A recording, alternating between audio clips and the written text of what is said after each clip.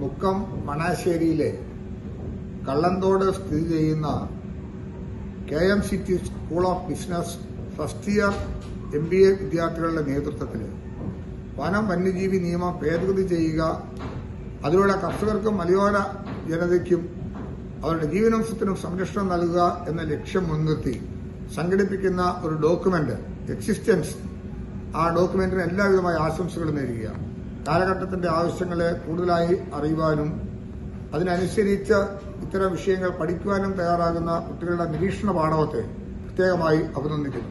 പ്രത്യേകിച്ച് മുക്കം പോലുള്ള പ്രദേശം മലബാറിന്റെ കുടിയേറ്റ മേഖലയിൽ ഇന്ന് അനുഭവപ്പെടുന്ന വലിയ വിഷയവും വിപത്തുമാണ് വനം വന്യജീവിയുമായി ബന്ധപ്പെട്ടിട്ടുള്ള പ്രശ്നങ്ങൾ.